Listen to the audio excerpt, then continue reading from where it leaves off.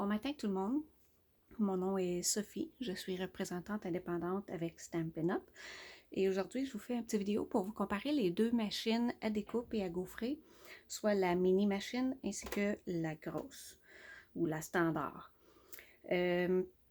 Moi, quand j'ai joint la belle famille de Stampin' Up, quand j'ai acheté ma machine à gaufrer et à découper, Stampin' Up n'en vendait plus. Il était en changement de fournisseur, alors me suis procuré la Sizzix Big Shot.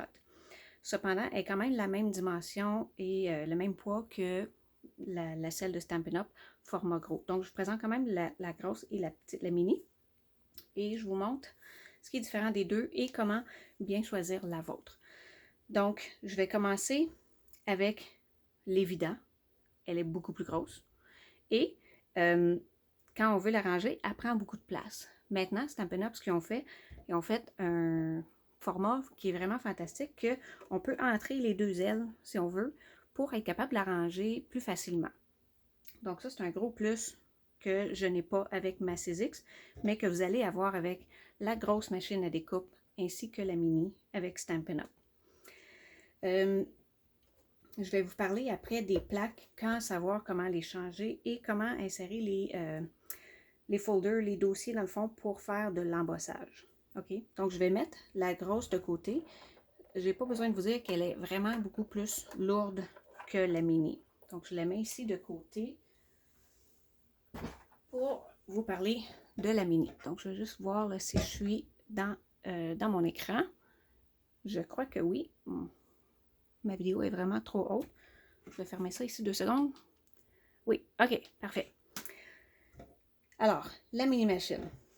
C'est écrit Stampin' Up. Elle est toute petite, elle est mignonne, elle est légère. Elle pèse quand même un petit quelque chose, là, mais elle n'est pas lourde du tout. Et elle est tellement facile à ranger parce qu'elle est toute petite. Donc, comment ça fonctionne? C'est vous allez venir ouvrir les côtés comme ça. Donc, on ouvre les ailes, puis on a notre surface à découpe. Quand vous achetez la mini ou la grosse machine, vous allez recevoir toutes les plaques que vous avez besoin pour faire vos projets. Donc, ici, avec la mini machine, vous allez avoir vos 2 plaques à découpe. Donc, c'est avec ça qu'on fait nos fameuses sandwichs. Et les plaques sont toutes numérotées. Donc, vous voyez, les numéros 2, c'est les plaques à découpe. Le numéro 1, c'est ce que vous allez placer en dessous pour utiliser avec les poinçons qui sont minces, or to be used with thin dies. Donc, on met la plaque 1, on met une plaque 2, on met notre papier avec notre découpe, on fait notre sandwich et on roule ça dans la petite machine. Ça vient aussi avec une plaque numéro 3. Celle-ci, c'est pour les plioirs à gaufrage standard. Et la plaque numéro 4, elle est pour utiliser avec les plioirs à gaufrage 3D. So 3D Embossing Folder number 4, Standard Embossing Folder number 3, Die Cut number 1. OK? Donc, vous avez toutes ces plaques-là. Elles se vendent 82 $. Maintenant, je veux vous parler de 2 choses. Quand vous allez passer vos plioirs, donc vos plioirs à gaufrage, donc si j'enlève la plaque 1, puis je veux mettre le plioir à gaufrage, Stampin' Up fait des plioirs qui sont, pas des plioirs, oui, des plioirs à gaufrage qui sont faits pour la mini machine. Je vais vous dire comment les trouver dans le catalogue. Généralement, ils viennent en ensemble de 2. Donc, j'ai choisi celui-là à vous présenter. Donc, on a celui avec les papillons et les genres de petites fleurs et brindilles et les genres de feuilles qui volent dans le vent. Juste pour le plaisir de vous le montrer. Ça, c'en est un. Ça a l'air de ça. Super beau. Et puis l'autre, je l'ai utilisé ici sur une carte que j'ai faite. Vous pouvez voir ici les feuilles qui volent dans le vent. Ce qui est important, quand vous avez votre plioir, il y a toujours un côté qui ouvre et on a une jointure si on veut. Donc, on va toujours placer la jointure dans la machine en premier. Donc, on va utiliser nos plaques. On met le plioir. Donc, l'ouverture est à l'autre bout. Parce que si vous faites le contraire, puis je vous le dis parce que je l'ai fait, si par erreur, vous entrez votre plioir, votre gaufreur, comme ceci, Quand on le roule, c'est que ça risque de friser le bout. Donc le bout va comme flipper, va tourner un peu. On peut continuer de l'utiliser, il n'est pas brisé, mais ça se range mal parce que là, il est tout croche, il est plié comme, il flippe vraiment comme un bec de canard. Et deux, ben, je sais pas, c'est pas beau, puis c'est mal commode pour essayer de le rentrer dedans après. Donc vraiment toujours rentrer par la bordure ou la jointure ici. Toujours dans ce sens-là. L'autre chose qu'il faut savoir, quand vous allez magasiner dans le livre de Stampin' Up, si vous vous procurez la mini-machine, assurez-vous de voir, je me suis mis des identificateurs ici, je vous parle des machines après, mais assurez-vous que quand vous allez acheter vos, que ce soit vos plioirs à gaufrer ou les découpes, assurez-vous qu'il y a toujours le petit signe comme ceci là. C'est écrit mini. Donc tout ce qui est mini, ça veut dire que ça l'entre dans la mini-machine. Et même chose pour les découpes, vous allez voir ici un petit signe vert qui dit mini. Donc ça veut dire que tous ceux qui détiennent ce petit logo-là, c'est compatible avec la petite machine. S'ils n'ont pas le logo, ça veut dire qu'un ou plusieurs des items dans le groupe ne feront pas dans la mini-machine. Donc, par exemple, j'en trouve un ici. Lui ici, il est trop gros. Celui-ci, probablement que le cœur ne fitterait pas, mais tout le reste pourrait passer dans la mini. Donc, il faut juste être prudent quand on fait l'achat de la machine. Okay?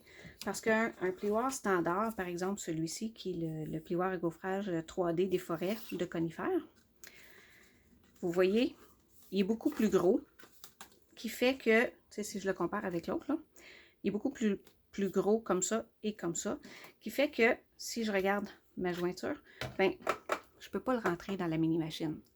Donc lui, je ne pourrais pas rien faire avec ceci si je n'ai que la petite machine. Donc, si vous voulez vous épargner des maux de tête puis pas besoin de vous questionner, vous achetez la grosse machine et tout fait dedans. Mais sinon, il faut juste porter attention à s'assurer que l'item principal qu'on veut va pouvoir être compatible avec la machine. Comment savoir quand changer nos plaques? Donc, vous voyez ici, les plaques là, sont usées. C'est pas grave. Des fois, ils vont même gondoler. On va voir qu'ils tournent un peu parce qu'à force de les rouler avec des items, des fois, on les tourne de bord, ensuite on la place comme ça, ensuite on joue avec pour essayer de mettre les découpes un peu partout, puis tenter de les garder aussi droites qu'on peut, mais ils vont toujours plier. OK, ça c'est normal. Et les graphings, ça ne veut pas dire que tes plaques sont plus bonnes. Le moment où on sait qu'on doit changer nos plaques, c'est si par exemple vous avez embossé un papier, mais que tout l'espace blanc ici, qui devrait techniquement être propre et avoir rien, si vous commencez à voir là, les démarques, ça fait des petits trous, ça fait des lignes, on commence à comme étamper, si on veut, les découpes qui sont dans notre plaque. Bien là, on peut dire qu'il est temps de changer les plaques. Moi, j'ai changé mes premières plaques après, je dirais environ 8 mois, 1 an de les utiliser. Puis j'en ai fait beaucoup des cartes parce que j'avais eu une chirurgie puis j'avais rien d'autre à faire parce que je ne pouvais pas marcher ou me promener. Donc, c'est quand même très... ça dure longtemps. Dans le catalogue, Stampin' Up vend aussi les plaques de rechange. Donc, à la page 153 du nouveau catalogue, je vous présente ici donc la grosse machine et la petite machine, la mini. La mini, c'est de taille à 82 $ et vous allez avoir tout ce dont vous avez besoin. Donc, la machine et les plaques. Tandis que la grosse, le numéro 4, elle est 163. Même chose, vous allez avoir, comprendre toutes les plaques nécessaires pour se lancer. Si vous voulez avoir des plaques de rechange, par exemple, les 2 plaques transparentes, là, ceux qu'on utilise pour faire les découpes, là, la numéro 2. Pour des plaques de rechange, ça c'est 9,50 et vous avez vos 2 plaques. Si toutefois vous voulez changer les numéros 3, 4 et 1, qui sont ceux qu'on met en dessous, c'est le numéro 2, donc c'est 22 $ pour les 3 plaques. Tandis que pour la grosse, c'est 15 $ pour avoir vos 2 grosses vitres pour vos découpes. Donc, c'est quand même pas mal abordable pour ce que vous avez besoin. Alors, c'est pas mal tout, je crois, ce matin. Donc, si vous voulez chercher dans le nouveau catalogue, c'est à la page 152-153, vous allez trouver tous les détails sur la machine.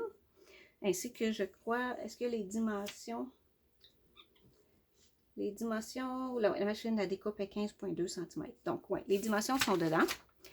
Ensuite, toujours garder en tête de, si vous procurez que la mini, de faire attention aux identificateurs de mini machine, pour faire sûr que ça va entrer dedans. Même chose avec tous les poinçons et les découpes, de s'assurer que si on n'a que la petite, de prendre celui qui a un identificateur que ça va être compatible avec la mini. Sinon, c'est qu'un ou plusieurs des items ne seraient pas compatibles avec la mini. Donc, c'est tout pour aujourd'hui. Si vous avez des questions, vous pouvez me contacter à sophie.su.gatineau@gmail.com.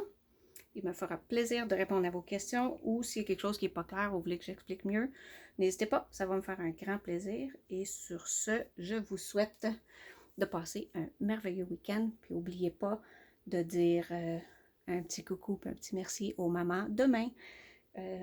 Sur ça, bon week-end. Bye bye.